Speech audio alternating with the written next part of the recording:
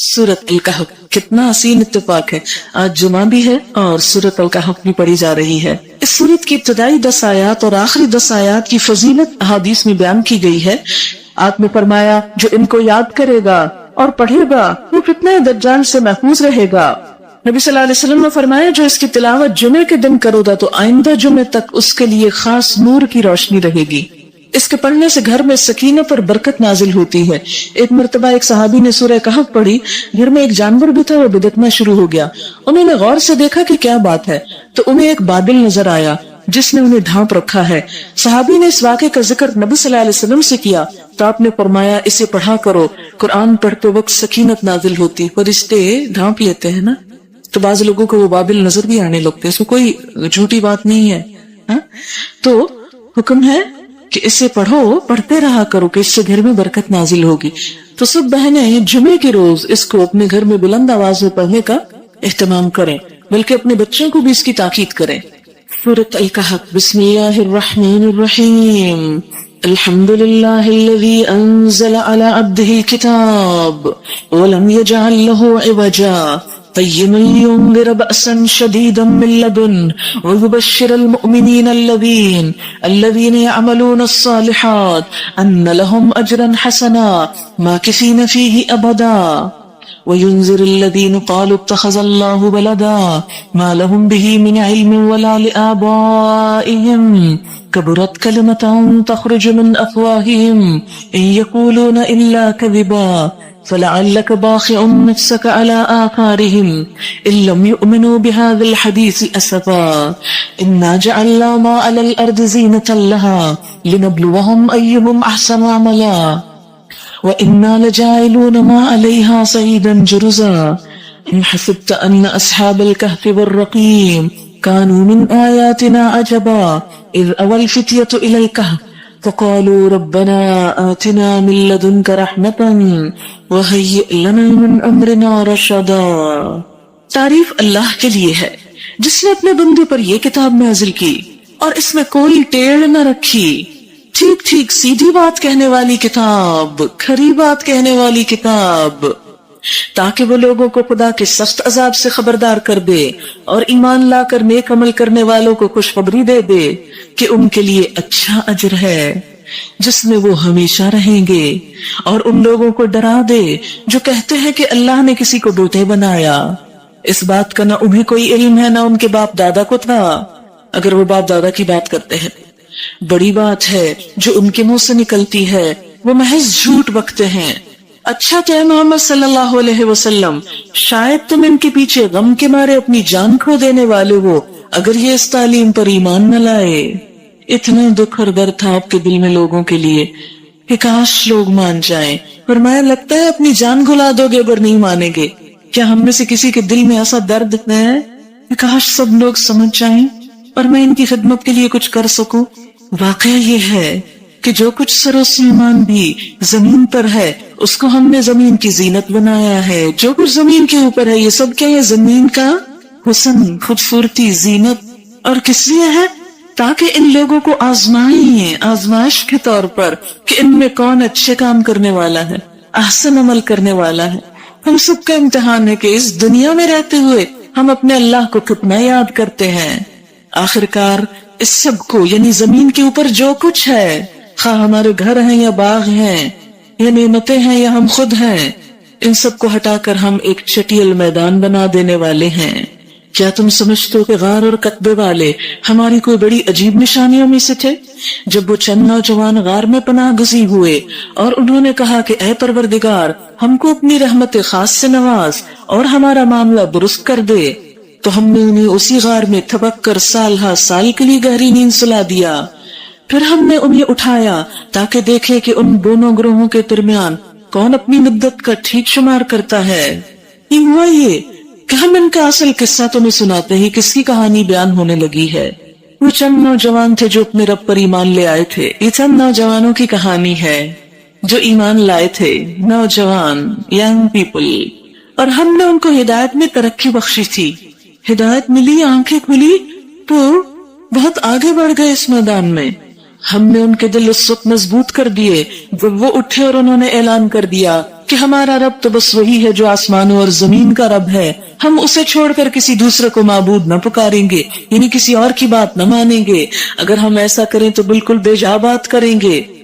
پھر انہوں نے آپس میں ایک دوسرے سے کہا، یہ ہماری قوم تو رب کائنات کو چھوڑ کر دوسرے خدا بنا بیٹھی ہے، یہ لوگ ان کے معبود ہونے پر کوئی واضح دلیل کیوں نہیں لاتے؟ آخر اس شخص سے بڑا ظالم اور کون ہو سکتا ہے جو اللہ پر جھوٹ باندھے؟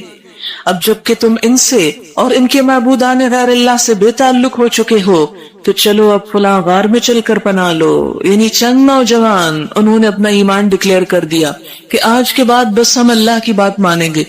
تو ہوا کیا، ان کی اس بات سے پوری قوم ان کی دشمن ہو گئی اور ان کے قتل کے درپے ہو گئی۔ تو انہوں نے کیا کیا؟ ایمان کو نہیں چھوڑا، گھر بار چھوڑ دیے۔ کہتے ہیں کہ ایلیٹ کے بچے تھے، بہت انفلوئنشل پیپل کے بچے تھے کہ جو اپنے بچوں کے ہدایت پہ آنے سے گھبرا اٹھے، تو انہوں نے طرح طرح کی دھمکیاں دی، لیکن انہوں نے اپنے سارے عیش و عشرت کے سامان چھوڑے اور اللہ کے لیے اپنے گھروں کو چھوڑ کر ایک جنگل میں آ کر ایک غار کے اندر چھپ بیٹھے اپنا ایمان بچانے کے لیے۔ تھکا کے جب سو گئے تو کئی 100 سال سوئے رہے۔ تمہارا رب تم پر اپنی رحمت کا دامن وسیع کر دے گا اور تمہارے کام کے لیے سر و سامان مہیا کرے گا۔ اللہ تعالیٰ کا لاکھ لاکھ شکر ہے کہ اس نے ہمیں انسان بنایا، اس کا احسان ہے کہ اس نے ہمیں مسلمان بنایا، اپنی پہچان دی، زندگی کا معنی سمجھایا۔ یہ ساری نعمتیں جو اس نے ہمیں عطا کی، ان سب پر شکر لازم ہے، لیکن شکر کہتے کس کو ہیں؟ شکر عربی زبان میں اس جانور کے لیے استعمال ہوتا ہے جو تھوڑا چارہ ملنے پر بھی اس کی تر و تازگی پوری ہو اور وہ دودھ زیادہ دے۔ مثلاً مویشیوں میں سے جیسے گائے ہے، کوئی بھی نعمت خواہ وہ زیادہ ہو یا کم ہو، اس پر شکوے کی بجائے شکر ادا کرنا اور اللہ تعالیٰ کی طرف اپنی توجہ کرنا، اس کی طرف رجوع کرنا، ہر حال میں خوش رہنا، یہی دراصل شکر ہے۔ اگر غور کیا جائے تو ہم دیکھتے ہیں کہ اللہ تعالیٰ نے ہمیں بے پناہ نعمتیں عطا کی ہیں۔ ایک انسان شکر اسی وقت ادا کر سکتا ہے جب وہ اپنی نعمتوں کی طرف نظر کرنے والا ہو، نعمتوں کو پہچاننے والا ہو۔ اگر انسان نعمتوں پہ غور کرے تو 2 طرح کی نعمتیں ہمیں نظر آتی ہیں یا انہیں ہم محسوس کر سکتے ہیں، ایک ہماری اپنی ذات کے اندر اور دوسری کائنات کے اندر۔ وہ ساری نعمتیں جو ڈائریکٹلی یا انڈائریکٹلی ہمارے اوپر اثر انداز ہوتی ہیں، جن سے ہم فائدہ اٹھاتے ہیں۔ تو پہلی نعمت جو ہم اپنے ہی جسم کے اندر دیکھتے ہیں، اپنی ہی ذات میں دیکھتے ہیں، اسی کے بارے میں سورۃ النحل کی آیت نمبر 78 میں اللہ تعالیٰ فرماتے ہیں، وَاللَّهُ أَخْرَجَكُم مِّن بُطُونِ أُمَّهَاتِكُمْ لَا تَعْلَمُونَ شَيْئًا وَجَعَلَ لَكُمُ السَّمْعَ وَالْأَبْصَارَ وَالْأَفْئِدَةَ لَعَلَّكُمْ تَشْكُرُونَ، اور اللہ تعالیٰ نے تمہیں تمہارے ماؤں کے پیٹ سے نکالا جبکہ تم کچھ بھی نہ جانتے تھے، کسی بھی چیز کا علم نہ رکھتے تھے۔ اس نے تمہارے لیے کان اور آنکھیں اور دل بنائے تاکہ تم شکر گزار بنو۔ گویا یہ نعمتیں جو جسم کی شکل میں ہمیں ملی ہیں، ان نعمتوں کو نعمت سمجھنا اور پھر اس پر اللہ تعالیٰ کا شکر ادا کرنا، یہ ہم سے مطلوب ہے۔ اگر ہم غور کریں اپنے ہی اعضاء پر تو ہم دیکھیں گے کہ ایک ایک عضو ہمارے جسم میں کس طرح کام کرتا ہے۔ مثال کے طور پر دل جو ہمارے اندر دھڑکتا ہے اور ہمارے سارے جسم کو خون سپلائی کرتا ہے، اگر وہ اپنا کام نہ کرے تو ہماری زندگی ہی قائم نہ رہے۔ کبھی ہم نے غور کیا کہ یہ دل ایک آٹومیٹک مشین ہے، یعنی ہر مشین کو چلانا پڑتا ہے جبکہ یہ کام خود کرتا ہے۔ آٹومیٹک مشینز کا رواج تو آج کے اس دور میں آیا ہے۔ آج کے دور میں انسان کو پتا چلا کہ کچھ مشینیں خود کار بھی ہوتی ہیں، لیکن جب سے انسان پیدا ہوا ہے، ہزاروں سال سے ہر انسان کے سینے کے اندر اس کی زندگی کا سامان دل کی شکل میں رکھا گیا ہے۔ اگر وہ 1 منٹ کے لیے بھی کام کرنا بند کر دے تو ہم زندہ نہ رہ سکیں۔ دل ہمارے جسم میں صرف ایک دن کے اندر 1,03,680 مرتبہ دھڑکتا ہے، یعنی اتنی مرتبہ اس کی دھڑکن ہوتی ہے۔ اگر یہ دھڑکنیں کم ہو جائیں یا زیادہ ہو جائیں تو ہماری زندگی کا رابطہ ٹوٹ جائے۔ سننے میں تو یہ آتا ہے کہ اب مصنوعی دل بھی لگتا ہے، لیکن جن لوگوں نے مصنوعی دل لگوائے ہیں یا جنہیں دل کا کچھ حصہ بھی مصنوعی لینا پڑا ہے، ان سے آپ معلوم کر سکتے ہیں کہ ان کی زندگی کس قدر خوفناک ہو گئی۔ پھر اسی طرح ہم بولتے چلے جاتے ہیں، ہماری زبان حرکت کرتی ہے، اس پر ہماری کچھ بھی طاقت نہیں لگتی۔ ہم نے کبھی نہیں غور کیا کہ یہ نعمت کتنی عظیم نعمت ہے جس سے ہم اپنے دل کی خوشی، غم، غصے کا اظہار کر سکتے ہیں۔ اگر ہمارے دل میں کچھ ہو اور اسے زبان پر نہ لا سکے تو تھوڑی ہی دیر میں ہماری کیسی کیفیت ہو جاتی ہے۔ بعض اوقات ایک چیز آپ کے دل میں ہوتی ہے، آپ کے خیال میں ہوتی ہے، لیکن آپ اسے ایکسپریس نہیں کر پا رہے ہوتے، تو اس وقت دل کی کیفیت اس طرح ہوتی ہے جیسے دل پھٹ جائے گا، کس قدر بے چینی ہو جاتی ہے۔ لیکن جو ہی ہم اپنی بات کر لیتے ہیں تو غم، غصہ، خوشی، محبت، بہت سے جذبات کا جب اظہار ہو جاتا ہے تو ہم ایک نارمل انسان ہو جاتے ہیں۔ اگر آپ اپنے غصے یا غم کا اظہار یا اس کو کسی بھی طرح زبان سے ادا نہیں کرتے اور صرف دل ہی دل میں رکھتے ہیں تو بہت سی تکلیفوں کا سامنا آپ کو کرنا پڑتا ہے، بہت سی بیماریوں کا شکار ہو جاتے ہیں۔ دنیا میں ابھی تک کوئی ایسی مشین ایجاد نہیں ہوئی جو زبان کا کام کر سکے۔ انسان ٹیپ ریکارڈر کے ذریعے اللہ تعالیٰ کی بنائی ہوئی زبان کی آواز تو ریکارڈ کر سکتا ہے، لیکن ٹیپ ریکارڈر اپنی کوئی زبان نہیں رکھتا۔ اسی طرح زبان صرف بولنے کا کام ہی نہیں دیتی، اس پر مزے مزے کے ذائقے بھی ہم چکھتے ہیں، اور آپ دیکھیے کہ صرف چکھتے ہی نہیں ہیں بلکہ ان کو ڈیفرینشیٹ بھی کرتے ہیں۔ کھٹا، میٹھا، نمکین، کڑوا، ان تمام چیزوں کے ذائقے اسی زبان پر ہوتے ہیں۔ پھر اللہ تعالیٰ نے ہمیں ہونٹ عطا کیے۔ کبھی ہم نے غور کیا کہ ہونٹوں کا ہماری زندگی میں کیا مقام ہے؟ اگر یہ ہونٹ نہ ہو تو نہ ہم کھا سکیں، نہ پی سکیں۔ کبھی آپ نے غور کیا کہ پانی ہم ہونٹوں کی مدد سے پیتے ہیں؟ آپ دیکھیے کہ اگر یہ ہونٹ نہ ہو اور دانتوں سے پانی پینا پڑے تو ہم اس پانی کو صحیح طور پر اندر نہ لے جا سکیں۔ پھر اسی طرح پوری طرح بول نہ سکیں۔ ہمارے زبان میں 35% الفاظ ایسے ہوتے ہیں جو ہونٹوں کے محتاج ہوتے ہیں۔ اگر ہونٹ نہ ہو تو ہماری زبان کا 35% حصہ قابل فہم نہ ہو، خواہ ہمارا تھروٹ ہے، خواہ ٹنگ ہے، لیکن اس کے باوجود ہونٹ اپنا کام کرتے ہیں۔ پھر اسی طرح آپ دیکھیں کہ ہونٹ ہمارے منہ کو مختلف اوقات میں بند رکھنے کا کام کرتے ہیں۔ اگر ہونٹ نہ ہو تو ہم اپنا منہ پوری طرح بند نہیں کر سکتے۔ آپ نے سکیلٹنز دیکھے ہوں گے یا کبھی جانور کی سیری دیکھی ہوگی کہ جس کے ہونٹ سکڑ چکے ہوں یا کاٹے جا چکے ہوں، شکل کتنی وحشتناک ہو جاتی ہے۔ یعنی آپ تھوڑی دیر کے لیے سوچیں یا کبھی شیشے کے آگے کھڑے ہو کر اپنے ہونٹوں کو سکیڑ کے اندر کو کر لیں اور پھر اپنی شکل کو دیکھیں، ہم کس قدر خوفناک نظر آئے۔ لیکن ہم نے زندگی میں کتنی بار شکر ادا کیا کہ اللہ تعالیٰ نے ہمیں یہ نعمت عطا کی ہے۔ ہمارے منہ پہ پائے جانے والے یہ گال کس قدر خوبصورتی کا ذریعہ ہے۔ اگر چہرے کے اوپر یہ گال پھولے ہوئے نہ ہوں بلکہ پچکے ہوئے ہوں، اندر کو گھسے ہوئے ہوں، تو ہماری شکل کیسی ہو جائے۔ پھر اسی طرح ہم جب بولتے ہیں یا چکھتے ہیں تو لعاب دہن بھی اس میں ایک اہم کردار ادا کرتا ہے۔ حتیٰ کہ کھانا کھانے میں اگر ہمارے منہ کے اندر یہ لعاب پیدا نہ ہو تو ہم بول نہ پائیں، ہم صحیح طور پر ذائقے کو یا مزے کو حاصل نہ کر سکیں۔ ہمارا کھانا جو ہے وہ نرم نہ ہو پوری طرح، وہ پھر ایسا ہی جیسے گرائنڈر کے اندر آپ کو خشک چیز پیستے ہیں، جس طرح ایک ڈرائی چیز پیستے ہیں۔ اگر ہمارے منہ میں لعاب دہن نہ ہو اور گرائنڈر کی طرح ہمارے دانت فوڈ کو پیس ڈالیں اور پھر اس کو ہم گلے کے اندر سے گزارنے کی کوشش کریں تو آپ دیکھیں کہ خشک غذا گلے کے اندر سے کس طرح گزرتی ہے، کس قدر تکلیف دہ ہو جاتی ہے۔ تھوڑی سی بھی کوئی ایسی چیز کھانی پڑے تو فوراً ہی ہم ساتھ پانی لیتے ہیں یا پانی کے اندر گھول کر اس کو لیتے ہیں۔ اگر ہمیں ساری غذائیں صرف پانی میں گھول گھول کے لینی پڑتی تو ہمارا حال کیا ہوتا؟ کیا ہماری بھوک کبھی ختم ہوتی؟ کیونکہ جب تک ٹھوس غذا نہ لی جائے بڑے ہو کر بھوک ختم نہیں ہوتی۔ بچوں کو بھی 4 ماہ کے بعد عام طور پر تھوڑا تھوڑا سالڈ دینا شروع کرتے ہیں، کیونکہ محض لیکوڈ پر بچے جی نہیں سکتے، ان کی صحیح نشو و نما نہیں ہوتی۔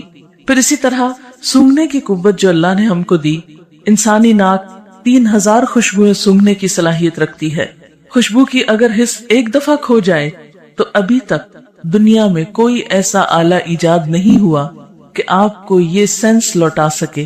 کچھ چیزوں کی تو کسی نہ کسی طرح ریپلیسمنٹ ہو جاتی ہے، یا ایک جگہ کا مثلا سکن اتار کے دوسری جگہ اس کی ڈرافٹنگ ہو جاتی ہے، لیکن اگر سونگھنے کی صلاحیت ختم ہو جائے تو انسان کوئی طریقہ ایسا نہیں رکھتا کہ جس سے وہ اس حس کو دوبارہ چارج کر سکے۔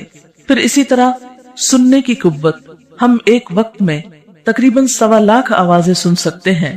آواز سننے کی یہ صلاحیت جواب دے جائے تو کوئی طاقت نہیں کہ جو ہمیں یہ صلاحیت واپس لوٹا سکے۔ اسی طرح دیکھنے کی قوت انمول قوت ہے۔ ہم بے شمار رنگ اپنی آنکھوں سے دیکھتے ہیں، کئی ہزار کے قریب رنگ ایسے ہوتے ہیں کہ جو ہم اپنی آنکھوں سے دیکھتے ہیں، اور اگر صرف رنگ ہی نہ دیکھ سکیں تو آپ دیکھیں کہ ہماری زندگی بلیک اینڈ وائٹ ہو کر رہ جائے اور ہمارا کیا حال ہو۔ پھر اسی طرح ہم دیکھتے ہیں کہ ان آنکھوں کے ذریعے نہ صرف یہ کہ دیکھنے کا کام ہم لیتے ہیں، بلکہ آنکھوں کے اوپر جو پپوٹے ہیں یہ نیند میں کام آتے ہیں۔ اگر یہ پپوٹے نہ ہوں اور آنکھیں صرف بنٹے کی طرح سامنے لگی بھی ہوں تو ہم دیکھ نہ پائیں۔ آپ نے سنا ہوگا کہ ایک یونانی تاجر جس کا نام اوناسس ہے، دنیا کی سب سے بڑی جہاز ران کمپنی کا مالک تھا، زیتون کا کاروبار کرتا تھا، اسے دنیا کا امیر ترین شخص ہونے کا اعزاز حاصل تھا۔ امریکہ کی خاتون اول جیکولین کینیڈی سے اس نے شادی کی، لیکن بالآخر ہر انسان کی طرح دنیا سے رخصت ہو گیا۔ ایک بین الاقوامی ٹیلی ویژن کمپنی نے اس کے اوپر ایک فلم بنائی، اور لوگوں کو دیکھنے میں تو یہ احساس ہوگا کہ یہ شخص کتنا خوش قسمت ہے، کتنا امیر ہے، اور کتنا زیادہ اس کی دنیا جو ہے وہ جنت ہے۔ لیکن اس فلم میں اس بات کا انکشاف کیا گیا کہ اوناسس کے پپوٹوں کے جو مسلز تھے وہ کام نہیں کرتے تھے، پپوٹوں کے اعصاب جواب دے گئے تھے، جس کی وجہ سے وہ اپنی آنکھیں نہیں جھپک سکتا تھا۔ اس کے لیے ڈاکٹر صبح سویرے جب وہ اٹھتا تھا تو اس کی آنکھوں پر سولوشن ٹیپ لگا دیتے، جس کی وجہ سے سارا دن اس کی آنکھیں کھلی رہتی، اور رات کو جب وہ سونا چاہتا تھا تو وہ ٹیپ اتار دی جاتی، جس کی وجہ سے وہ پپوٹے خود بخود گر جاتے، اور جب تک وہ سویا رہتا وہ پپوٹے گرے رہتے، اور صبح ہاتھ سے اٹھا کر دوبارہ ان کو کھول دیا جاتا۔ اس کی زندگی میں اس سے پوچھا گیا کہ اس کی سب سے بڑی خواہش کیا ہے، تو اس نے دکھ بھری آواز میں کہا کہ کاش میں اپنی آنکھوں کو اپنی مرضی سے کھول اور بند کر سکتا۔ پھر اس سے پوچھا گیا کہ اگر ایسا کرنے کے لیے اسے قیمت ادا کرنی پڑے تو وہ کتنی قیمت ادا کر سکتا ہے، تو اس نے کہا میں اپنی پوری دولت دے سکتا ہوں اگر مجھے صرف یہ صلاحیت واپس مل جائے کہ میں اپنی آنکھیں خود جھپک سکوں، خود ان سے کام لے سکوں۔ اس سے آپ اندازہ لگائیں کہ یہ آنکھیں کھولنے اور بند کرنے کی نعمت جو ہے، ایک دن میں کبھی ہم نے گنا کہ صرف ایک دن میں ہم کتنی بار جھپکتے ہیں اور کتنی بار ان کو کھولتے اور بند کرتے ہیں، اور انسان کا حسن جو ہے وہ ان کے جھپکنے کے ساتھ کس طرح وابستہ ہے۔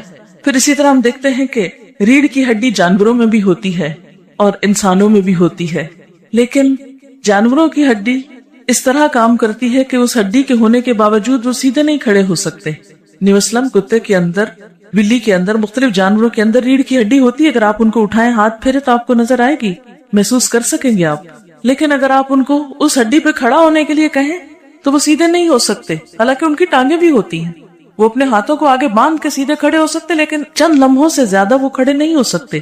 اللہ تعالیٰ نے انسان پر کتنی بڑی نعمت کی کہ ہم اپنی ریڑھ کی ہڈی کی وجہ سے ہم کھڑے بھی ہو سکتے ہیں، چل بھی سکتے ہیں، دوڑ سکتے ہیں، بیٹھ سکتے ہیں، لیٹ سکتے ہیں، مختلف شیپس بنا سکتے ہیں، یعنی اپنے جسم کو مختلف طرح اوپر نیچے کر سکتے ہیں۔ یہ نعمت انسان ہی کو اللہ تعالیٰ نے دی۔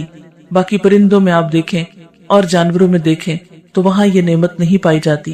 آپ ان لوگوں سے پوچھیں کہ جن کی ریڑھ کی ہڈی میں تھوڑی سی بھی تکلیف ہو تو زندگی کس قدر دوبھر ہو جاتی ہے، بالکل پیرالائز ہو جاتے ہیں، دوسروں کے محتاج ہو جاتے ہیں۔ پھر اسی طرح ہمارے اندر سانس لینے کی صلاحیت ہے۔ ہمارے پھیپھڑے دن میں 15,000 بار سانس لیتے ہیں، ایک دفعہ نہیں، 2 دفعہ نہیں، 15,000 دفعہ۔ اور یہ بھی خود کار مشین ہے، آٹومیٹک مشین ہے جو خود بخود کام کرتی ہے۔ اگر ہمیں صرف اس کی قیمت ادا کرنی پڑے، آپ نے دیکھا ہوگا کہ جو لوگ خود سانس نہیں لے سکتے اور ان کو ریسپیریٹرز پہ رکھا جاتا ہے تو ایک ایک دن کا بل کتنا آتا ہے، اور جب نالیاں لگتی ہیں تو کس قدر تکلیف دہ عمل ہوتا ہے۔ اور پھر آپ دیکھیں کہ انسان پوری طرح ان نالیوں کے ساتھ نہ چل سکتا ہے، نہ کھا سکتا ہے، نہ اٹھ بیٹھ سکتا ہے، کس قدر زندگی ایک عذاب ہو کر رہ جاتی ہے۔ لیکن ہم نے کبھی اس نعمت کا شکر ادا نہیں کیا۔ پھر اسی طرح جگر کی نعمت، اگر انسان کا جگر ختم ہو جائے، کام کرنا بند کر دے، تو ہم نے بہت سنا ہے اور بہت اس پہ فخر کرتے ہیں کہ انسان نے بہت ترقی کر لی ہے اور جگر کا ٹرانسپلانٹ ہو جاتا ہے، لیکن کبھی آپ نے سنا کہ ایک ٹرانسپلانٹ پہ کتنے پیسے لگتے ہیں؟ نیند جیسی نعمت اگر ہماری زندگی سے ختم ہو جائے تو ہمارے دن اور رات برابر ہو جائیں، ہماری زندگی قائم نہ رہ سکے، لیکن ان ساری نعمتوں کو اپنے جسم کے اندر پا کر ہم اللہ کا کتنا شکر ادا کرتے ہیں، ہم کتنا غور کرتے ہیں کہ یہ سب کچھ ہمیں ہمارے رب نے دیا۔ اپنے ہاتھوں پر ہی غور کریں، اگر ان کے اندر موومنٹ کی صلاحیت نہ ہو، اگر ہماری انگلیاں لکڑیوں کی طرح سیدھی کی سیدھی رہ جائیں اور ہم ہاتھوں کو بند نہ کر سکیں تو ہم کتنے کام کر سکتے ہیں؟ نہ ہم لکھ سکیں، نہ ہم کھا سکیں، نہ ہم کچھ پکڑ سکیں۔ ہم زندگی کے جتنے بھی کام اپنے ہاتھوں سے کرتے ہیں ان میں سے کوئی بھی کام کرنے کے قابل نہ رہیں۔ پھر اسی طرح اگر ہمارے ہاتھ کا ساری انگلیاں تو کیا صرف ایک انگوٹھا نہ ہو، صرف 4 انگلیاں یہ ہو ایک انگوٹھا کام نہ کرے، تو آپ دیکھیں کہ کتنے ہم معذور ہو جائیں، کتنی بے بسی ہو۔ اگر ہمارے انگلیاں بھی ہوں، موومنٹ بھی ہو، سب کچھ ہو، لیکن صرف ان کے اوپر ناخن نہ ہو تو ہمارے 60% کارکردگی کم ہو جائے۔ یعنی ہمارے ہاتھ تو ہوں لیکن ناخن نہیں، اس کی وجہ سے ہم چیزوں کو مضبوط پکڑ نہیں سکتے، مختلف کام کر نہیں سکتے۔ پھر اسی طرح اگر ہمارے پاؤں میں نقص آ جائے تو ہماری چال ایک ڈک یا ایک بطخ کی سی بن کر رہ جائے۔ آپ نے دیکھا ہوگا کہ اس کے بھی پاؤں ہوتے ہیں لیکن جڑے ہوئے ہوتے ہیں، آگے سے صحیح طور پر چل نہیں پاتی۔ اگر عام انسان کے جسم میں ایسا ہی کوئی نقص واقع ہو جائے، اس کا چلنا محال ہو جائے۔ اسی لیے اللہ تعالیٰ فرماتے ہیں واللہ اخرجکم من بطون امہاتکم لا تعلمون شیئا، اللہ نے تمہیں تمہارے ماؤں کے پیٹوں سے نکالا اس حال میں کہ تمہیں کچھ بھی علم نہ تھا، تم تو کچھ بھی نہ جانتے تھے کہ یہ سب کچھ تمہیں ملا ہے، یہ کتنا قیمتی ہے، اور یہ سب کچھ کس لیے ملا ہے۔ وَجَعَلَ لَكُمُ السَّمْعَ وَالْأَبْصَارَ وَالْأَفْئِدَةَ، اس نے تمہارے لیے کان اور آنکھیں اور دل بنائے، لَعَلَّكُمْ تَشْكُرُونَ، تاکہ تم شکر ادا کرو، تم شکر گزار بنو۔ لیکن دیکھنے کی بات یہ ہے کہ ہم کتنا شکر ادا کرتے ہیں۔ اللہ تعالیٰ قرآن پاک میں شکوہ کرتے ہیں وَقَلِيلٌ مِّنْ عِبَادِيَ الشَّكُورُ، میرے بندوں میں بہت تھوڑے ہیں جو شکر گزار ہیں۔ ایک اور جگہ پر فرماتے ہیں قَلِيلًا مَا تَشْكُرُونَ، کتنا تھوڑا تم شکر ادا کرتے ہو۔ بات یہ ہے کہ ہم تو ایک سانس لینے اور سانس باہر آنے کی نعمت کا ہی شکر ادا نہیں کر سکتے۔ اگر ہم صرف اس ایک نعمت پر کہ ہم آکسیجن اندر لے جاتے ہیں الحمدللہ کہیں، اور کاربن ڈائی آکسائڈ جو باہر آتی ہے اس پر الحمدللہ کہیں، تو ہماری ساری زندگی صرف ایک سانس لینے کے عمل پر صرف الحمدللہ کہتے گزر جائے، اور اس میں بھی ہم پھر بھی شکر ادا نہیں کر سکتے۔ کیوں؟ اس لیے کہ رات کو جب ہم سوتے ہیں تو سوتے ہوئے تو ہم سانس لیتے رہتے ہیں مگر اس پر تو الحمدللہ نہیں کہتے۔ پھر اسی طرح اللہ تعالیٰ نے ہمیں کائنات کی نعمتوں پر غور و فکر کرنے کے لیے کہا، فرمایا وَآیَةٌ لَهُمُ الْأَرْضُ الْمَيْتَةُ، ان کے لیے یہ مردہ زمین ایک نشانی ہے، أَحْيَيْنَاهَا، ہم نے اس کو زندہ کیا، وَأَخْرَجْنَا مِنْهَا حَبًّا، اس میں سے ہم نے دانے نکالے، فَمِنْهُ يَأْكُلُونَ، تو اس میں سے وہ کھاتے ہیں، وَجَعَلْنَا فِيهَا جَنَّاتٍ، اور ہم نے اس میں باغات بنائے، مِن نَخِيلٍ وَأَعْنَابٍ، کھجوروں اور انگوروں کے، وَفَجَّرْنَا فِيهَا مِنَ الْعُيُونِ، اور ہم نے اس میں چشمے پھوڑ نکالے، لِيَأْكُلُوا مِن ثَمَرِهِ، تاکہ وہ اس کا پھل کھائیں، اس کی پیداوار کھائیں، وَمَا عَمِلَتْهُ أَيْدِيهِمْ، اور اس کو ان کے ہاتھوں نے نہیں بنایا، أَفَلَا يَشْكُرُونَ، کیا یہ شکر ادا نہ کریں گے؟ یعنی انسان اپنے دائیں بائیں اوپر نیچے ہر طرف تو دیکھے، اس میں سے کون سی چیز ہے جو انسان نے خود بنائی ہو؟ یہ سب کچھ اللہ تعالیٰ ہی نے تو بنایا، اسی نے بارش برسائی، اسی نے زمین سے طرح طرح کے پودے اگائے اور ہماری غذا کے سامان کیے۔ سورۃ یاسین میں ہی اللہ تعالیٰ فرماتے ہیں اولم یروا، کیا انہوں نے دیکھا نہیں، انا خلقنا لهم مما عملت ایدینا انعاما، کہ ہم نے ان کے لیے جو ہمارے ہاتھوں نے بنایا مویشی بنائے، یعنی ہمارے ہاتھوں کے بنے ہوئے یا اللہ تعالیٰ کی مخلوق میں سے مویشی انسان کے لیے بنائے، فہم لہا مالکون، تو یہ اس کے مالک بن گئے ہیں، وذللناہا لہم، ان مویشیوں کو ہم نے ان کے لیے مسخر کیا ہے، ان کے کام لگایا، فمنہا رکوبہم، تو اس میں سے وہ سواری کرتے ہیں، وَمِنْهَا يَأْكُلُونَ، اور ان میں سے بعض کو وہ کھاتے ہیں، جیسے گائے بکری وغیرہ کا گوشت ہم کھاتے ہیں، وَلَهُمْ فِيهَا مَنَافِعُ وَمَشَارِبُ أَفَلَا يَشْكُرُونَ، اور ان مویشیوں کے اندر ان کے لیے بہت سے فائدے اور پینے کی چیزیں بھی ہیں، یعنی دودھ وغیرہ، اور پھر دودھ سے آگے لسی اور بہت کچھ دودھ کے ڈرنک بنتے ہیں، یہ سب کچھ اللہ نے دیا، افلا یشکرون، کیا بھلا یہ شکر ادا نہ کریں گے؟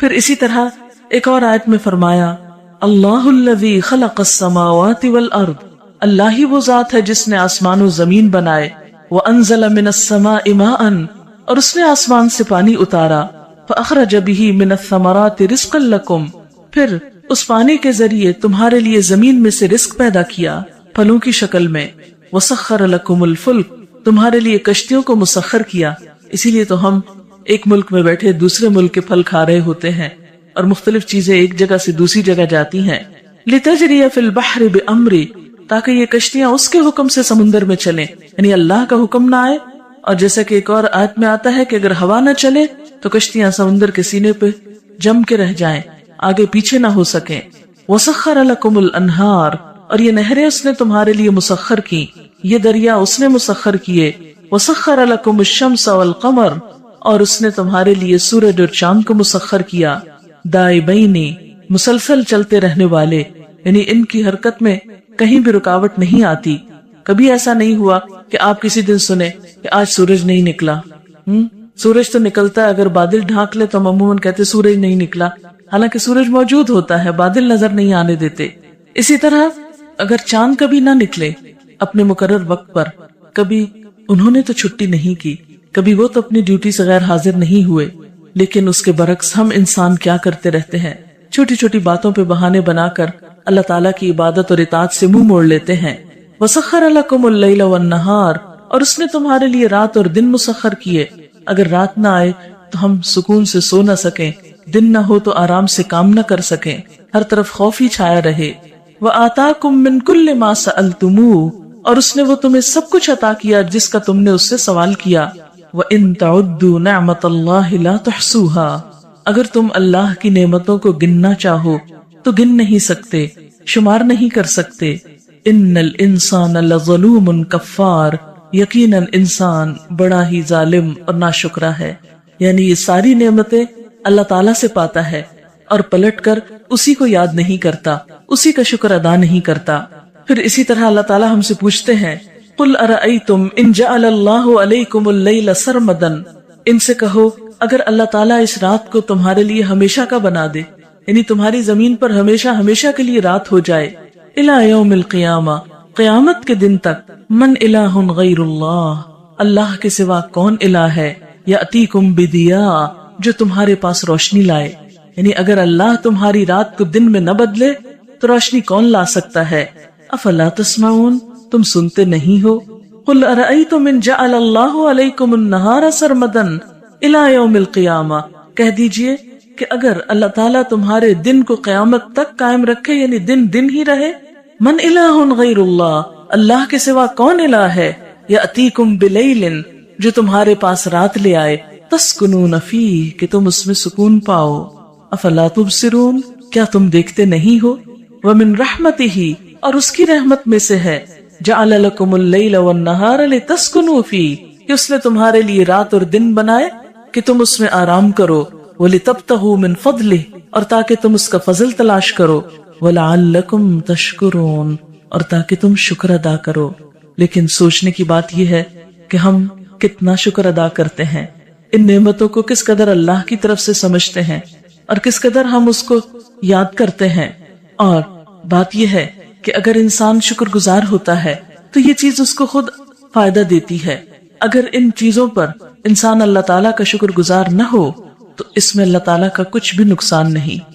ایک حدیث قدسی میں آتا ہے کہ اللہ تعالیٰ بندوں سے یہ کہتے ہیں کہ اگر تمہارے سارے لوگ سب سے زیادہ شکر گزار انسان کی طرح ہو جائیں تو میری بادشاہت میں کچھ بھی اضافہ نہیں کرتے، اور اگر تم اول آخر جن و انس سارے کے سارے سب سے زیادہ ناشکر بدکار انسان کی طرح ہو جاؤ تو میری بادشاہت میں کسی قسم کی کوئی کمی نہیں کر سکتے۔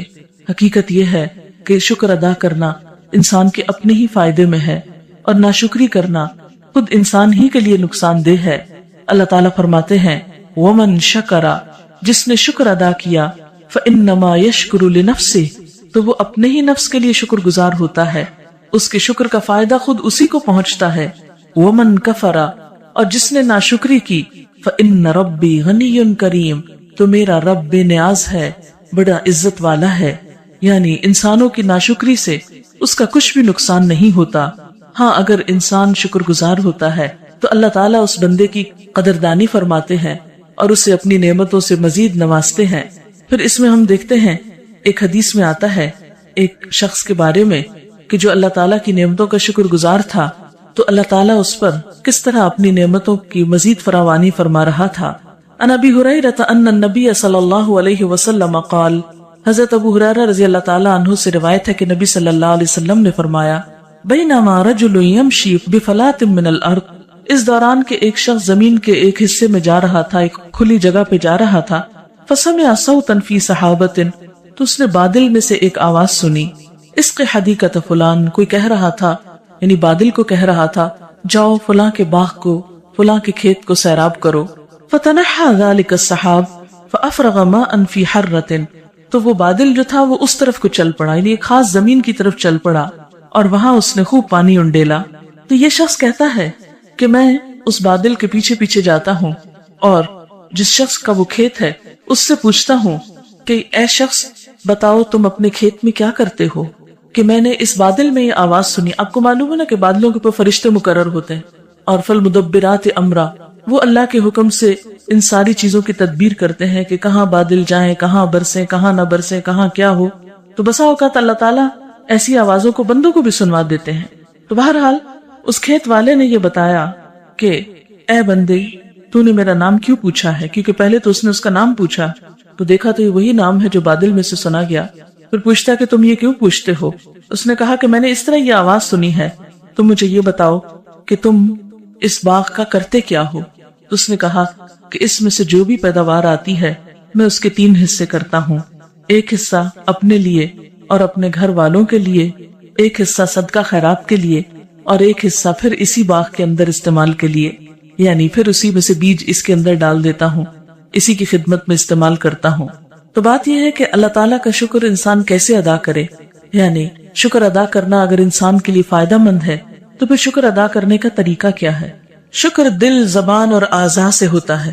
دل کا شکر یہ ہے کہ نیکی اور بھلائی کا ارادہ کرے، اچھے اچھے منصوبے بنایا کرے، اچھی اچھی باتیں سوچا کرے، خیر اور بھلائی کے خواب دیکھا کرے، اور تمام مخلوق کا بھلا چاہے۔ تمام مخلوق کون کون ہے اس میں؟ الحمدللہ رب تو مخلوقات کیا ہیں؟ عالمین، جو بھی اللہ نے کریٹ کیا ہے ان سب کا بھلا چاہے۔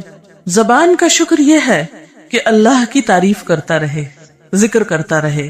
اعضاء کا شکر یہ ہے کہ اللہ کی نعمتوں کو اس کی اطاعت میں استعمال کرے اور ان سے گناہ کی مدد کرنے سے پرہیز کرے، یعنی گناہ کے کام کرنے سے۔ اعضاء کا شکر کیا ہے کہ اپنے ہاتھوں کو، پاؤں کو، سارے جسم کے اعضاء کو اللہ کی اطاعت میں، فرما برداری میں استعمال کریں اور گناہ کے کاموں میں ڈالنے سے پرہیز کریں۔ مثلا آنکھوں کا شکر یہ ہے کہ اگر کسی مسلمان کا کوئی عیب دیکھا ہے تو اس کی پردہ پوشی کرے۔ کبھی سوچا اس طرح آپ نے کہ یہ شکر گزاری ہے؟ ہم یہ تو کہتے ہیں آنکھوں کا شکر یہ ہے کہ انسان درخت دیکھ کر اللہ کی تعریف کرے، لیکن یہ نہیں سوچتے کہ یہی آنکھیں صرف درخت نہیں دیکھتی یا پھول نہیں دیکھتی، پھولوں سے زیادہ کانٹے دیکھتی ہیں، ایسی چیزیں دیکھتی ہیں جو ہمیں پسند نہیں، تو پھر ان کو دیکھ کر انسان پردہ پوشی کرے۔ کسی کا عیب، اچھا اب آپ دیکھیں کہ میڈیا کے اس دور میں کیا ہو رہا ہے۔ آپ نے کبھی سین دیکھے ہوں گے، کبھی بم بلاسٹ ہوتا ہے تو کیسے انسانوں کے اعضاء اور ایسی چیزیں دیکھی اور دکھائی جاتی ہیں کہ جن کی حرمت ہے، جن کو کیا کرنا چاہیے؟ ڈھانپ دینا چاہیے۔ میت کی بھی حرمت ہوتی ہے، میت کا کوئی عیب دیکھے تو کیا کرنا چاہیے؟ کسی سے بھی ذکر نہیں کرنا چاہیے، بیان ہی نہیں کرنا، منہ کھولنا ہی نہیں چاہیے۔ کانوں کا شکر یہ ہے کہ لوگوں کے جو عیب سنے ہیں ان کی پردہ پوشی کرے۔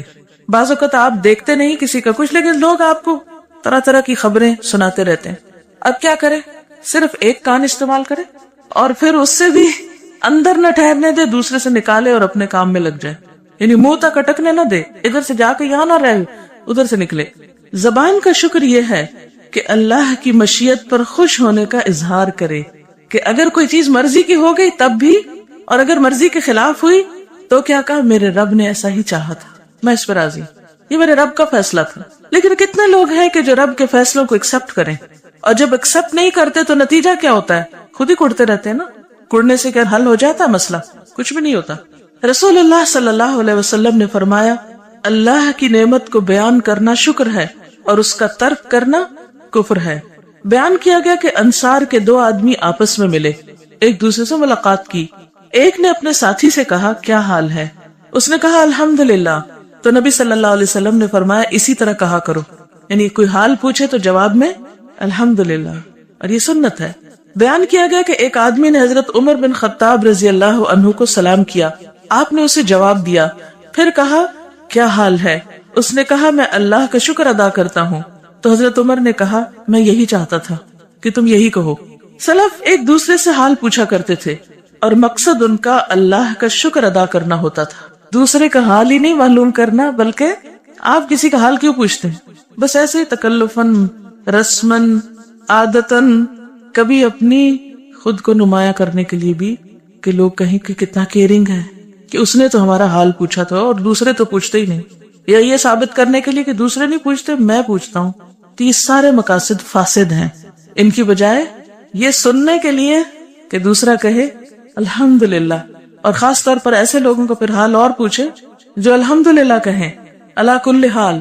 آپ کو معلوم ہے کہ نبی صلی اللہ علیہ وسلم پر اگر تکلیف ہوتی یا کوئی چیز انہیں ناپسند ہوتی تو اس موقع پر بھی کیا کہتے، الحمدللہ علی کل حال، اور اگر کوئی نعمت ملتی تو فرماتے الحمدللہ بنعمتہ تتم الصالحات، اللہ ہی کے فضل سے ساری نعمتیں تمام ہوتی ہیں، ہر چیز مکمل ہوتی ہے۔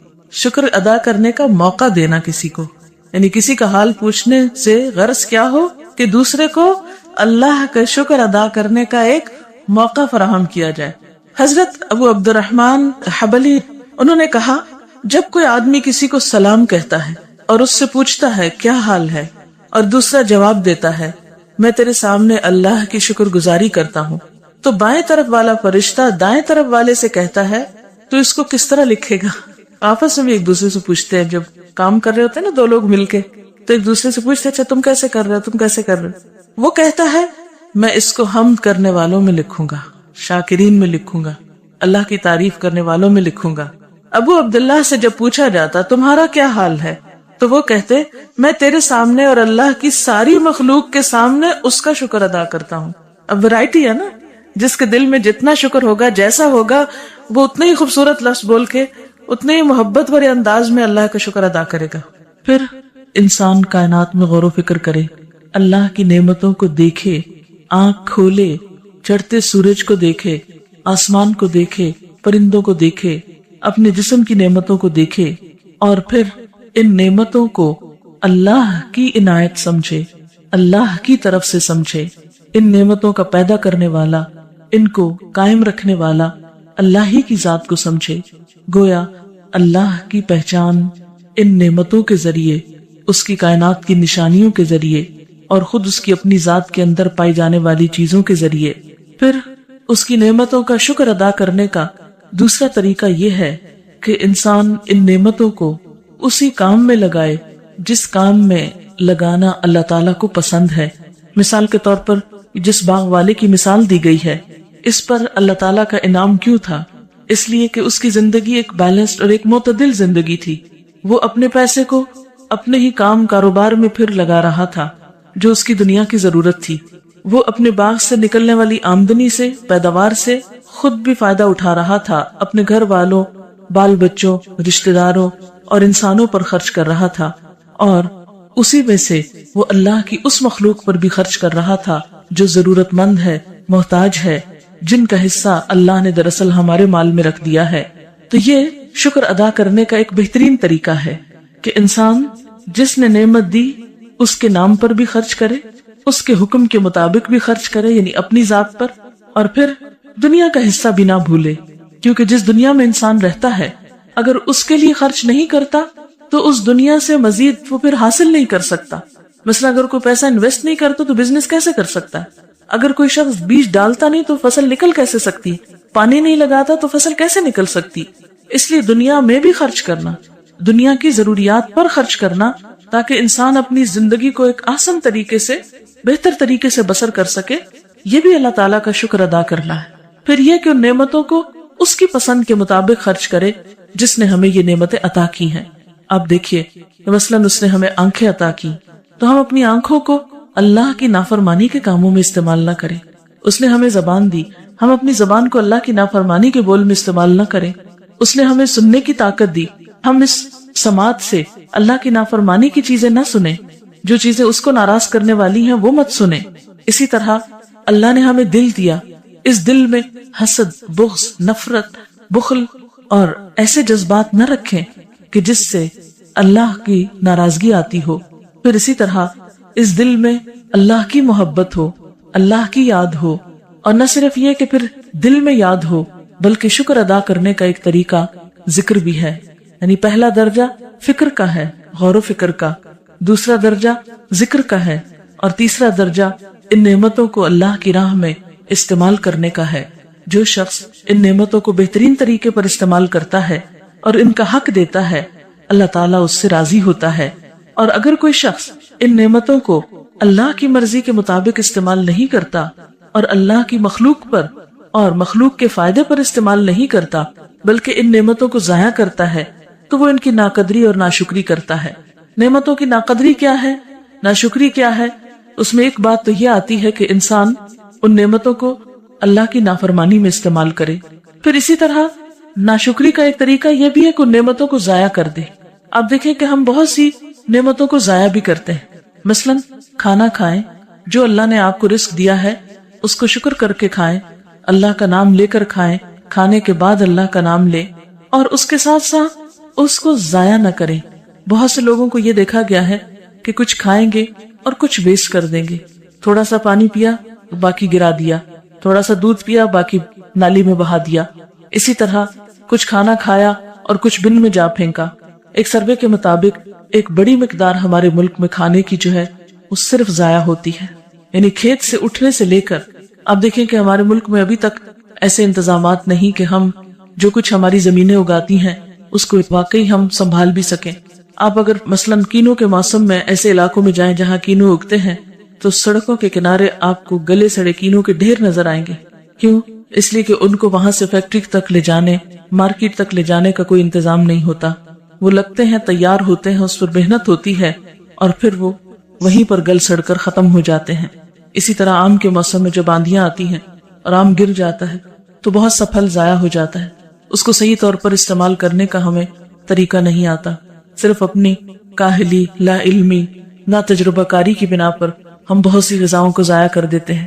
پھر اسی طرح جب مختلف چیزیں تیار کی جا رہی ہوتی، پکانے کے دوران آپ دیکھیں کہ مثلاً ہم خواتین ایک روٹی ہی پکاتی ہیں تو اس میں بھی آپ نے دیکھا ہوگا کہ کس قدر آٹا ضائع کرتی ہیں۔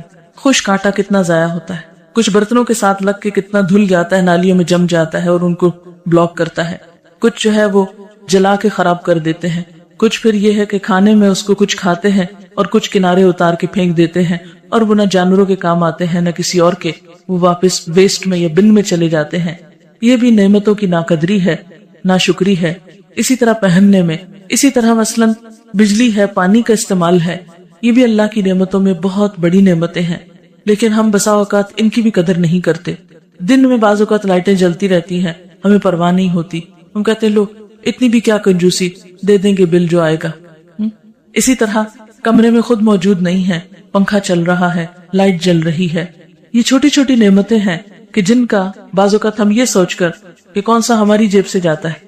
اسی طرح اپنی صلاحیتیں، جسمانی طاقتیں، ذہنی قوتیں، ذہنی صلاحیتیں، ان کو بھی ہم اللہ تعالیٰ کے شکر گزاری میں کتنا استعمال کرتے ہیں۔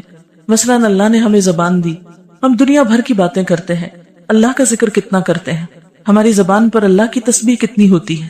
ہم دنیا بھر کی باتیں کرتے ہوئے نہیں تھکتے، تھوڑی دیر کے لیے اگر ہمیں قرآن پاک پڑھنا پڑ جائے تو ہم کہتے ہیں ہمارے سر میں درد ہو گئی، ہمیں نیند آ گئی، ہم تھک گئے۔ پھر اسی طرح آپ دیکھیں کہ ہم سارا بازار گھوم آتے ہیں، ہم نہیں تھکتے، لیکن نماز پڑھتے ہوئے ہم تھک جاتے ہیں۔ کھڑے ہو کے نہیں پڑھیں گے، بیٹھ کے پڑھیں گے، تھوڑی سی پڑھیں گے اور اس میں کچھ بھی اللہ کو یاد نہیں کریں گے اور کام چلتا کریں گے۔ کیا یہ اللہ کی نعمتوں کی شکر گزاری ہے؟ اللہ تعالیٰ نے سارا دن ہمیں دنیا کے فائدے اٹھانے کے لیے دیا ہے کہ کھاؤ پیو سو جاگو جو چاہو کرو، لیکن 5 وقت دن میں میرے پاس حاضر ہونا ہے۔ لیکن ہم میں سے کتنے لوگ ہیں جو خوشی خوشی اس کے پاس حاضر ہوتے ہیں، جو خوشی خوشی نماز پڑھتے ہوں؟ ہم میں سے بہت سے لوگ مجبوری کے مارے کہ ہائے ہمیں سزا نہ ملے اس لیے فرض پورا کر دیتے ہیں۔ یہ تو محبت کی بات نہیں، یہ تو شکر گزاری نہیں۔ شکر گزاری تو اس طرح ہوتی ہے کہ انسان محسن کے انعام کو، محسن کی نعمت کو خوشی سے لے، اس کی قدردانی کرے اور اس پر زبان سے، دل سے اور اپنے عمل سے اس کا شکریہ ادا کرے۔ اور ہم دیکھتے ہیں کہ کچھ قومیں ایسی تھیں کہ جنہوں نے اللہ تعالیٰ کا جب شکر ادا نہیں کیا تو پھر اللہ تعالیٰ نے ان کے ساتھ کیا معاملہ کیا۔ اس معاملے میں قوم سبا جو ہے وہ ہمارے لیے ایک عبرتناک پیغام اپنے اندر رکھتی ہے۔ اللہ تعالیٰ فرماتے ہیں لَقَدْ كَانَ لِسَبَإٍ فِي مَسْكَنِهِمْ آیَةٌ جَنَّتَانِ عَنْ يَمِینٍ وَشِمَالٍ۔ سبا کے لیے ان کے اپنے مسکن ہی میں ایک نشانی موجود تھی، 2 باغ دائیں اور بائیں۔ کھاؤ اپنے رب کا دیا ہوا رزق اور شکر بجا لاؤ اس کا۔ ملک ہے عمدہ، پاکیزہ اور پروردگار ہے بخشش فرمانے والا۔ مگر وہ منہ موڑ گئے، آخرکار ہم نے ان پر بند توڑ سیلاب بھیج دیا، اور ان کے پچھلے 2 باغوں کی جگہ 2 اور باغ انہیں دیے جن میں کڑوے کو سہلے پھل اور جھاؤ کے درخت تھے اور کچھ تھوڑی سی بیریاں تھی۔ یہ تھا ان کے کفر کا بدلہ، ناشکری کا بدلہ جو ہم نے ان کو دیا۔ یعنی واضح مثال ہے قرآن پاک میں کہ ایک قوم بہت ترقی یافتہ تھی، دنیا کی ہر نعمت ان کے پاس تھی، لیکن ناشکری کرنے کی وجہ سے اللہ تعالیٰ نے وہ نعمتیں چھین لی اور ان کا ہنستا بستا ملک اجڑ کر رہ گیا۔ اور ناشکر انسان کے سوا ایسا بدلہ ہم کسی اور کو نہیں دیتے۔ وَهَلْ نُجَازِي إِلَّا الْكَفُورَ، یعنی یہ جزا ناشکرے کے علاوہ کسی اور کو بھی دی جا سکتی ہے۔ اور ہم نے ان کے اور ان بستیوں کے درمیان جن کو ہم نے برکت عطا کی تھی نمایاں بستیاں بسا دی تھی، یعنی ان کے تجارتی سفر جو تھے وہ بہت خوشحال تھے، راستے میں جگہ جگہ چھوٹی چھوٹی بستیاں تھیں، اور ان میں سفر کی مسافتیں ایک اندازے پر رکھ دی تھی کہ لمبے لمبے سفر کرتے ہوئے وہ تھکتے نہیں تھے۔ چلو پھرو ان راستوں میں رات دن پورے امن کے ساتھ، یعنی عام طور پر پرانے زمانے میں سفر رات کو بہت ہی پرخطر ہوتا تھا، لیکن ان کے ہاں اللہ تعالیٰ نے ایسے انتظام کر رکھے تھے، ایسی نعمتیں ان کو عطا کر رکھی تھی کہ جس کی وجہ سے ان کے رات کے سفر بھی بہت پرامن ہو گئے، اور دن کو بھی سایہ دار درختوں کی وجہ سے دھوپ کی مشقت انہیں برداشت نہ کرنی پڑتی، کیونکہ اس دور میں ایئر کنڈیشن گاڑیاں تو نہیں ہوتی تھی، پلینز تو نہیں ہوتے تھے۔ خواہ انسان نے عمارتیں کیسی بھی بڑی بڑی بنائی، لیکن سواریوں کے انتظام جانوروں کے ذریعے ہی تھے۔ مگر انہوں نے کہا اے ہمارے رب ہمارے سفر کی مسافتیں لمبی کر دے، یعنی اپنے عمل کی زبان حال سے کہا۔ انہوں نے اپنے اوپر ظلم کیا، آخرکار ہم نے انہیں افسانہ بنا کر رکھ دیا اور انہیں بالکل تتر بتر کر ڈالا، پوری دنیا میں بکھر گئے۔ یقیناً اس میں نشانیاں ہیں ہر اس شخص کے لیے جو بڑا صابر و شاکر ہو۔ کہاں یہ کہ یہ وہ قوم کہ جس کے پاس دنیاوی اعتبار سے بہترین خوشحالی تھی، اپنا ملک تھا، امن و امان تھا، کہاں یہ کہ ان کے اعمال کی وجہ سے ان پر ایسا عذاب آیا کہ ساری نعمتیں چھن کر رہ گئیں۔ پھر اسی طرح ہم دیکھتے ہیں کہ ایک بندہ مومن جب اپنی زندگی میں شکر ادا کرتا ہے تو اس کا اظہار وہ صبح سویرے سے شروع کرتا ہے۔ مثلاً آپ دیکھتے ہیں کہ صبح سویرے جب بندہ مومن اٹھتا ہے تو سب سے پہلا کلمہ اس کی زبان پر کیا ہوتا ہے؟ الحمدللہ الذی احیانا، شکر اللہ کا جس نے ہم کو زندہ کیا، زندگی عطا کی۔ یعنی جو شخص سو کر اٹھنے کی دعا پڑھتا ہے وہ دراصل اپنی نیند پر اللہ کا شکر ادا کرتا ہے، اور نئی زندگی ملنے پر ایک طرح سے، کیونکہ نیند بھی موت کی بہن ہوتی ہے۔ پھر اس کے بعد آپ دیکھیں کہ جب آپ واش روم میں جاتے ہیں اور آپ کی اذیت تکلیف دور ہوتی ہے تو باہر نکل کر پھر دعا پڑھتے ہیں الحمدللہ الذی اذھب عنی الاذی وعافانی، اللہ کا شکر ہے کہ جس نے میری اذیت اور یہ گندگی مجھ سے دور کی۔ کیونکہ اگر انسان کے ویسٹ مادے انسان کے جسم کے اندر ہی رہیں، صرف ایک دن اگر یورین پاس نہ کر سکے تو آپ دیکھیں کہ انسان کا حال کیا ہوتا ہے، کس قدر اس کو تکلیف ہو سکتی ہے۔ تو اس وقت اللہ کا شکر ادا کرتا ہے کہ یہ اذیتیں اور نجاستیں مجھ سے دور ہو گئیں۔ پھر اسی طرح جب وہ کھانا کھاتا ہے تو لقمہ اٹھاتا ہے اور اس کا پیٹ بھرتا ہے، سیراب ہوتا ہے پانی پی کر، تو کیا کہتا ہے؟ الحمدللہ الذی اطعمنا وسقانا وجعلنا مسلمین، کہ اللہ کا شکر ہے جس نے ہمیں کھلایا پلایا اور مسلمان بنایا۔ پھر اسی طرح اگر اس کو چھینک آتی ہے تو اس پر بھی وہ الحمدللہ کہتا ہے، جب وہ کوئی اچھی خبر سنتا ہے تو اس پر بھی الحمدللہ کہتا ہے. پھر اسی طرح ہم دیکھتے ہیں کہ وہ اولاد جیسی نعمت کے ملنے پر بھی الحمدللہ کہتا ہے. مثلا حضرت ابراہیم علیہ السلام کو جب اللہ تعالیٰ نے اولاد دی تو انہوں نے کیا کہا؟ الحمدللہ الذی وہب لی علی الکبر اسماعیل و اسحاق. اللہ کا شکر ہے جس نے مجھے بڑھاپے میں اسماعیل اور اسحاق جیسی اولاد دی. پھر اسی طرح زندگی کی کوئی بھی نعمت جو اس کو ملتی ہے تو وہ الحمدللہ کہتا ہے، اور یہ الحمدللہ کہنا اس کے درجات کو بلند کرتا ہے. مثلا آپ دیکھتے ہیں کہ آپ صلی اللہ علیہ وسلم نے فرمایا کہ مومن کا حال بھی عجیب ہے، اور یہ حال مومن کے سوا کسی اور کو نصیب نہیں، کہ جب اللہ تعالیٰ اس کو نعمت دیتا ہے تو وہ شکر ادا کرتا ہے، اور یہ شکر اس کے نیکیوں میں اضافہ کرتا ہے. یعنی الحمدللہ کہنا، ایک حدیث میں آتا ہے کہ الحمدللہ تملأ المیزان، کہ ایک دفعہ الحمدللہ کہنے سے میزان بھر جاتا ہے.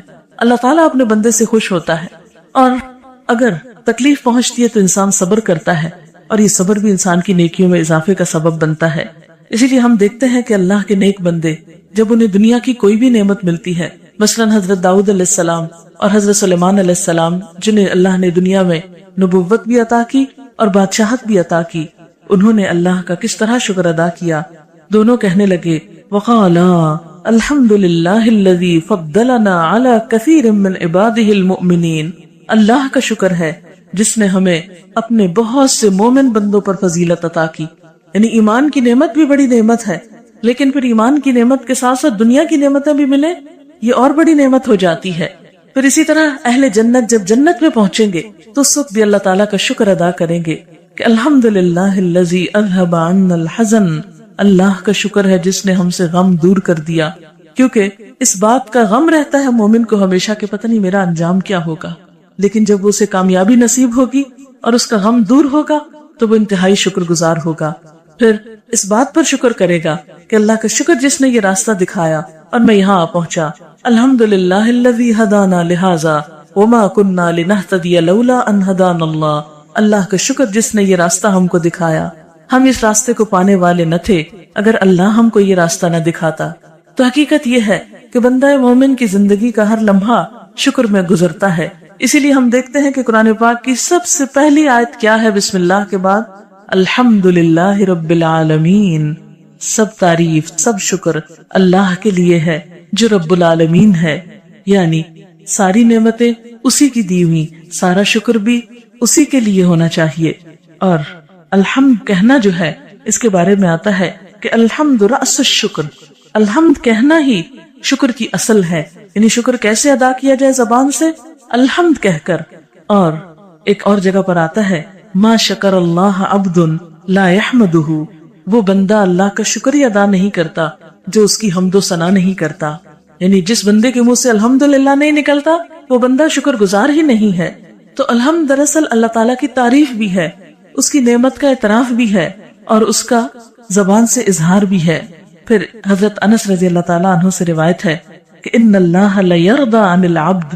اللہ اس بندے سے راضی ہو جاتا ہے ان یأکل الاکل، کہ وہ کوئی چیز کھاتا ہے، فیحمدہ، تو اللہ کا شکر ادا کرتا ہے، علیہا، اس نعمت پر، او یشرب الشرب، یا پانی کا گھونٹ بھی پیتا ہے، فیحمدہ علیہا، تو اس پر بھی اللہ کا شکر ادا کرتا ہے.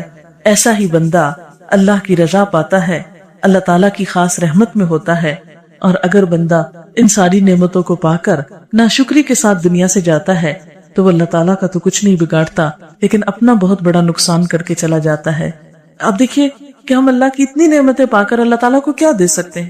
اللہ تعالیٰ نے ہم سے یہ نہیں کہا پیسے دو مجھے، یہ جو میں نے آنکھیں دی ہیں پیسے نکالو اس کے. اسے پیسے نہیں چاہیے، تو بادشاہ ہے کائنات کا، اسے پیسے کیا کرنے؟ اس نے یہ بھی نہیں کہا کہ آؤ میری خدمت کرو، آ کے مجھے کچھ کھلاؤ پلاؤ اور میرے آگے کھڑے رہو، یا کچھ بنا کے دو، تم آسمان کوئی بنا کے دے، کوئی زمین بنا کے. اسے نہیں چاہیے، وہ تو سب کچھ خود بنا لیتا ہے. اسے ہماری نہ کوئی خدمت چاہیے، نہ پیسہ چاہیے، کچھ نہیں چاہیے. وہ صرف ہمیں آزما رہا ہے، دیکھ رہا ہے کہ یہ سب کچھ پا کر ہمارا دل کدھر کو جھکا ہوا ہے، ہم اس کی یاد کتنی اپنے اندر رکھتے ہیں، ہماری زبان کیا بولتی ہے. یہی دراصل ہمارا امتحان ہے، یہی ہم سے مطلوب ہے.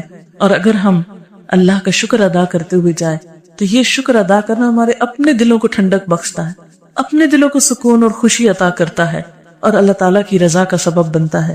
اللہ تعالیٰ سے دعا ہے کہ وہ ہمیں اپنی رضا سے نوازے اور ہمیں اپنے شکر گزار بندوں میں شامل کر لے. تاکہ نعمتیں اور بڑھیں، کیونکہ اس کا وعدہ ہے لَإِن شَكَرْتُمْ لَأَزِيدَنَّكُمْ، اگر تم شکر کرو گے تو میں تمہیں اور زیادہ دوں گا۔ جیسے ایک حدیث میں آتا ہے کہ دو لوگ آئے حضور صلی اللہ علیہ وسلم کے پاس کچھ لینے کے لیے۔ ایک شخص آیا تو آپ کے پاس اس وقت بس ایک کھجور تھی، آپ نے جب اس کو کھجور تھی تو بہت بگڑا کہ لو کھجور دیتے ہو مجھے، ناراض ہو کے چلا گیا، آپ خاموش ہو گئے۔ اتنے میں ایک اور شخص آیا، آپ نے وہی کھجور اس کو دی، وہ بہت خوش ہوا، اس نے شکر گزاری کی کہ آپ کا شکریہ کہ آپ نے مجھے یہ دیا۔ تو آپ نے اس وقت کہا کہ جاؤ اس کو ام سلمہ کے پاس لے جاؤ، ان کے پاس 40 درہم ہے اور وہ دلوا دو اس کو۔ اسی وقت آپ نے وہ پیسے جو تھے حضرت ام سلمہ سے اس کو دلوا دیے۔ یعنی ایک کھجور لینے پہ جو اس کے چہرے کی مسکراہٹ تھی، جو اس کے زبان کا شکریہ تھا، اس نے اس کو اسی وقت اور نعمت دلوا دی۔ اور اگر وہ صرف بگڑ کے چلا جاتا تو کچھ نہ پاتا، اور اگر خاموشی سے چلا جاتا، منہ سے کچھ نہیں بولتا، اچھا ٹھیک ہے دے دی چلو چلتے ہیں، کیونکہ عام طور پر مانگنے والے کیا کرتے ہیں، مانگنے والوں کو کیا کہیں ہم کیا کرتے ہیں۔ اور پھر یہ ہے کہ اللہ تعالیٰ کو یہ بات بھی پسند ہے کہ اللہ کے شکر کے علاوہ بندوں کا شکریہ بھی ادا کیا جائے۔ بندوں کی طرف سے کوئی احسان ہو، کوئی خیر ملے، کوئی بھلائی ہمیں نصیب ہو، کسی بھی طرح کی کسی سے کوئی ہمیں خیر نصیب ہو، اس پر اس کا شکر ادا کرنا بھی لازم ہے۔ اسی لیے اللہ تعالیٰ فرماتے ہیں انشکر لی ولوالدیک، میرا شکر ادا کرو اور اپنے والدین کو شکر ادا کرو، کیونکہ ان کا احسان سب سے بڑھ کر ہوتا ہے۔ اسی طرح بندوں میں سے بھی جس کا احسان ہو اس کا شکر گزار ہونا لازم ہوتا ہے، چاہے وہ کوئی کیسا بھی شخص ہو، اپنے سے بڑا ہو یا چھوٹا ہو، ماں باپ کے درجے میں ہو یا اولاد کے درجے میں ہو یا بہن بھائیوں کے، کوئی بھی انسان، کیونکہ ایک حدیث میں آتا ہے من لم یشکر الناس لم یشکر اللہ، جو بندوں کا شکر گزار نہیں ہوتا وہ اللہ کا شکر گزار بھی نہیں ہوتا۔ تو شکر ادا کرنا نعمتوں کو اور بڑھاتا چلا جاتا ہے اور درجے بلند ہوتے چلے جاتے۔ ہر دفعہ جو الحمدللہ ہم کہتے ہیں ایک درجہ اور اوپر ہو جاتا ہے، اللہ کے قریب ہو جاتا ہے، ہر دفعہ ایک درجہ اور۔ اٹھتے بیٹھتے چلتے پھرتے چھوٹی چھوٹی نعمت پر بھی شکر ادا کرتے چلے جائیں، اللہ کو یاد کرتے چلے جائیں، پھر آپ دیکھیں کہ آپ کی زندگی میں سکون اور خوشی آتی ہے یا نہیں آتی۔ تجربہ کر کے دیکھیں، شکر گزاری پر جو خوشیاں نصیب ہوتی ہیں، اطمینان نصیب ہوتا ہے، بے فکری نصیب ہوتی ہے، وہ ناشکری پر کبھی بھی نصیب نہیں ہوتی۔ اللہ تعالی ہمیں اپنے شکر گزار بندوں میں شامل کرے۔ وآخر دعوانا ان الحمد للہ رب العالمین۔ دعا کر لیتے ہیں۔ سبحان اللہ والحمد للہ، سبحان اللہ والحمد للہ، ولا الہ الا اللہ واللہ اکبر، ولا حول ولا قوة الا باللہ العلی العظیم۔ اللہم صل علی محمد وعلی آل محمد کما صلیت علی ابراہیم وعلی آل ابراہیم انک حمید مجید۔ اللہم بارک علی محمد وعلی آل محمد کما بارکت علی ابراہیم وعلی آل ابراہیم انک حمید مجید۔ ربنا آتنا فی الدنیا حسنۃ وفی الآخرۃ حسنۃ وقنا عذاب النار۔ ربنا لا تزغ قلوبنا بعد إذ هديتنا وهب لنا من لدنك رحمة إنك أنت الوهاب۔ ربنا هب لنا من أزواجنا وذرياتنا قرة أعين واجعلنا للمتقين إماما۔ یا حی یا قیوم برحمتک نستغیث۔ یا اللہ پاک تو ہمیں اپنے پسندیدہ بندوں میں شامل کر لے، ہمیں اپنے شکر گزار بندوں میں شامل کر لے، ہمیں اپنی محبت عطا کر، ہمیں اپنی نعمتوں کی قدر کرنا سکھا۔ یا اللہ ہماری زبانوں پر شکوے کی بجائے شکر کے الفاظ ہوں، ہمارے دلوں میں شکووں کی بجائے حسد بخل کی بجائے تیرا شکر ہو، ہماری زبان پر تیرا ذکر ہو۔ تو ہمیں اپنے پسندیدہ بندوں میں شامل کر لے۔ یا رب العالمین ہمارے گناہوں کو معاف کر دے، ہمیں اپنا قرب نصیب فرما۔ یا اللہ ہماری صغیرہ کبیرہ گناہوں کو معاف کر دے، ہمارے بچوں کو ہماری آنکھوں کی ٹھنڈک بنا، انہیں دنیا اور آخرت کی کامیابی عطا فرما۔ یا اللہ جتنے بھی لوگ یہاں آئے ہیں ان کا آنا قبول فرما۔ یا اللہ اس گھر پر اپنی خیر و برکت نازل فرما، ان پر اپنی رحمتیں نازل فرما۔ یا اللہ ہمارے والدین پر اپنی رحمت نازل فرما۔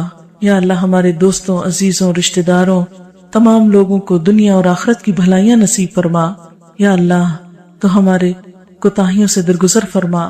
یا اللہ تو ہمیں صحت کاملہ عطا فرما۔ یا اللہ جتنی بھی بہنیں یہاں موجود ہیں ان کے دلوں میں جو دعائیں ہیں، نیک تمنائیں ہیں، یا اللہ تو ان کو پورا فرما۔ یا اللہ تو ہماری اس کوشش کو قبول فرما۔ ربنا تقبل منا انک انت السمیع العلیم وتب علینا انک انت التواب الرحیم وصلی اللہ تعالی علی خیر خلقہ محمد وعلی آلہ واصحابہ واہل بیتہ اجمعین برحمتک یا ارحم الراحمین الہی آمین. سبحانک اللہم وبحمدک نشہد ان لا الہ الا انت نستغفرک ونتوب الیک. والسلام علیکم ورحمۃ اللہ وبرکاتہ.